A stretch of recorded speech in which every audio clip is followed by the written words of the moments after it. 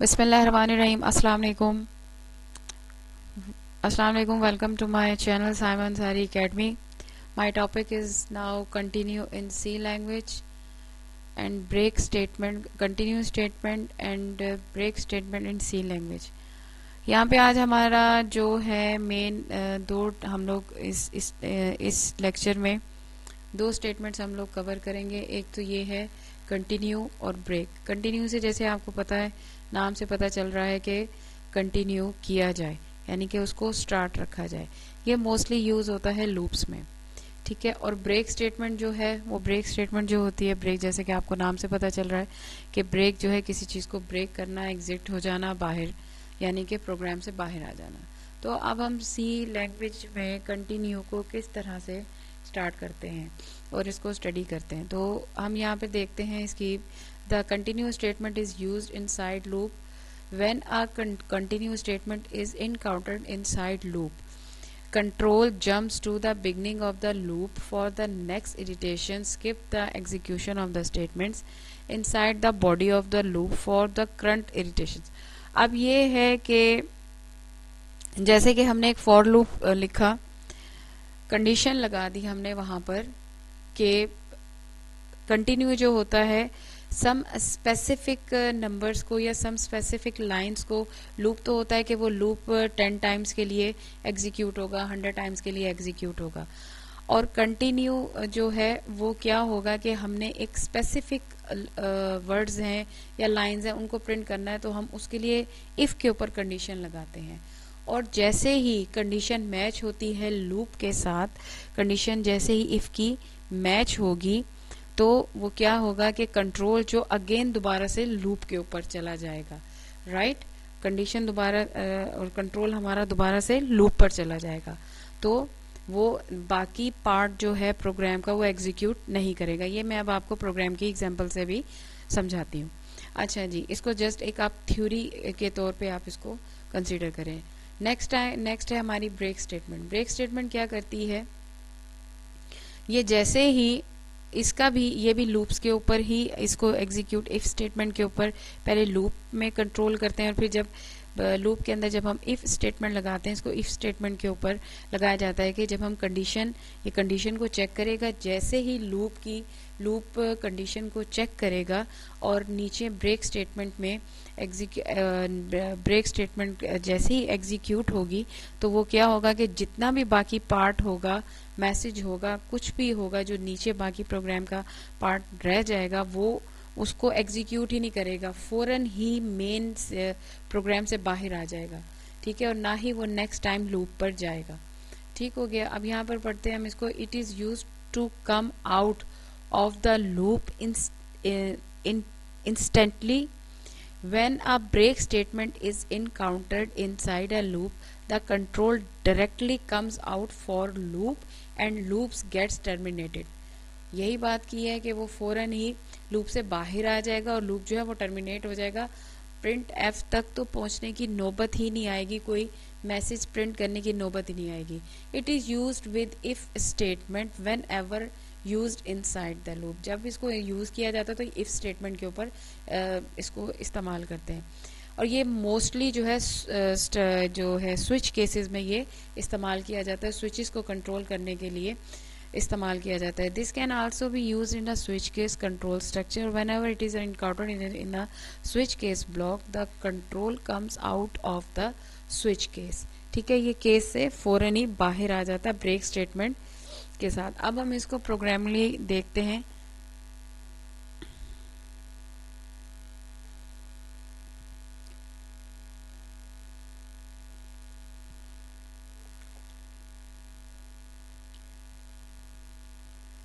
Programme में हम चलते हैं न्यू फाइल में और हम इसको प्रोग्राम से नोट करते हैं.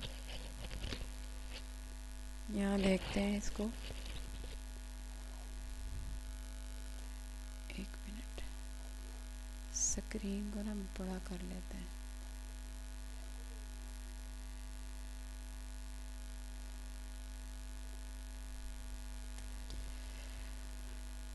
हम लोग अपनी ये इंक्लूड फाइल्स को ऐड करते हैं. std डॉट हेडर और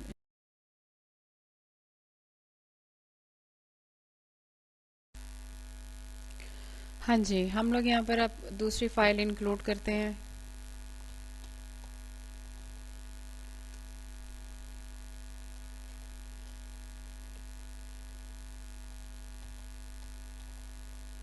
डॉट हेडर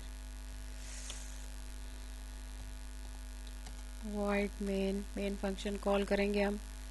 पहले हम screen clear CLR screen clear का फंक्शन करवा देते हैं। अब जाहिर सी बात है, मुझे लूप चाहिए तो उसके लिए कोई वेरिएबल मैं डिक्लेयर करवा दूंगी। यहाँ पे मैं लूप लगाती हूँ और यहाँ पर आपको पता है कि लूप के पहले 3 पार्ट होते हैं। First of all is initialization part. Initialization, इसको आई को हम इनिशियलाइज करवा देते हैं। देन आई के ऊपर हम कंडीशन पुट कर देते हैं और फिर आई को हम इंक्रीमेंट कर देते हैं, राइट, क्योंकि ये लूप चलना है 10 टाइम। ठीक है जी, कंडीशन भी लगा दी हमने, उसको इनिशियलाइज भी करवा दिया। और अब मैं यहाँ पे इफ के जरिए आई के ऊपर कंडीशन पुट करती हूँ। मैं कहती हूँ कि आई इज इक्वल टू 2, राइट। तो क्या करते, उसको क्या करे, कंटिन्यू कर दे।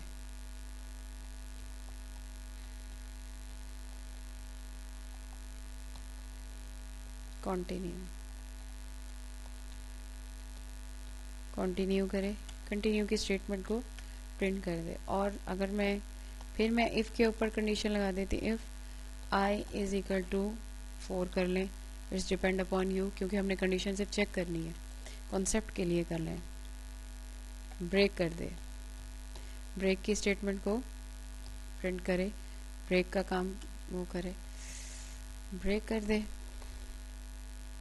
और उसके बाद यहाँ पर हम एक मैसेज प्रिंट करवा देते हैं, प्रिंट एफ, क्योंकि नंबर तो प्रिंट करने ही करने जो आउटपुट आ रही है।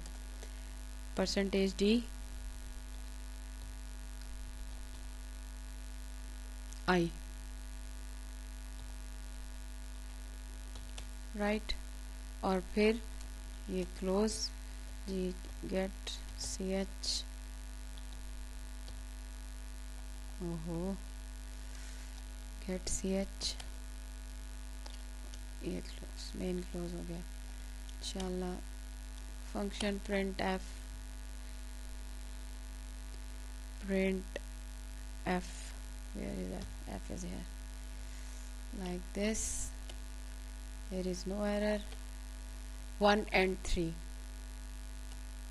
अब इसकी रीजन क्या बनी कि उसने 1 and 3 चलना तो 10 टाइम्स था, तो इसने 1 and 3 ही क्यों दिया? उसने इसलिए 1 and 3 दिया कि अब आप यहाँ देखें कि जैसे ही फर्स्ट कंडीशन चेक हुई, कंडीशन ट्रू हो गई, आई में 1 आ गया, दोनों कंडीशंस के ऊपर कोई भी लागू नहीं हो रहा, तो उसने 1 प्रिंट कर दिया। ठीक है, फिर इंक्रीमेंट लगा, कंडीशन आई में 2 आ गया यहाँ पे। अब यहाँ पे जाहिर सी बात है, ये कंडीशन फॉर लूप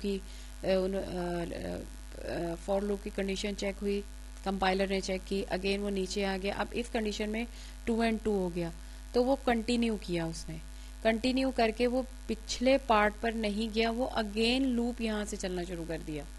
ठीक है, तो अगेन लूप उसने चला दिया, तो उसने 3 प्रिंट कर दिया। ठीक है, उसने 2 प्रिंट नहीं किया, उसने उसको स्किप करके 3 पर आ गया। अगेन दोबारा से उसने कंडीशन चेक की, कंडीशन चेक हो गई। ठीक है, लूप में 3 था, वो कंटिन्यू, वो 3 प्रिंट हो गया। अब इंक्रीमेंट हुआ, जैसे ही लूप की कंडीशन आई में 4 आया, यहाँ पर भी 4 और इधर भी 4। ठीक है, कंटिन्यू में ये था कि वो अगेन फॉर लूप पर ही, बॉडी लूप में ही चला गया। लेकिन ब्रेक में क्या हुआ कि वो एग्जिट ही हो गया। ठीक है, जहां वो उसको कंडीशन मैच करने को मिली, वो वाले उसने इंटीजर टाइप जो थे उसको वैल्यूज को प्रिंट नहीं किया। ठीक है, और फिर वो बॉडी लूप से बाहर ही आ गया, बॉडी से ही बाहर आ गया। ठीक है, तो कंपाइलर को जैसे ब्रेक स्टेटमेंट मिली, तो फौरन ही कंट्रोल मेन से ही बाहर आके उसने प्रिंट क्या कर दिया, यहाँ पे 1 एंड 3। ब्रेक स्टेटमेंट का यही होता है कि वो लूप वो एग्जीक्यूट हो जाती है, लूप से बिल्कुल बाहर